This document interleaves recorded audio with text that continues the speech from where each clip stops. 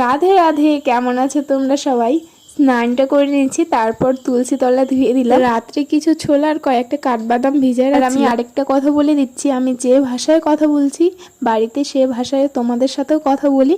অনেকের দেখি প্রবলেম, আর আমি না ভালো করে কথা বলতে গেলে আমি আরো থতলাই যাব, তাই আমি যে ভাষায় কথা বলি ওই ভাষায় তোমাদের সাথেও কথা বলি। আর তোমাদের যদি না ভালো লাগে ভিডিওটা তাহলে দেখবা না, কিন্তু লাইক আর সাবস্ক্রাইব করে দিয়ে যাই। আর এখন ভাতটা হয়ে গেছে, তো আলু কয়েকটা সিদ্ধ দিয়েছিলাম, তো আলু বের করে নিয়েছি ভাতের থেকে।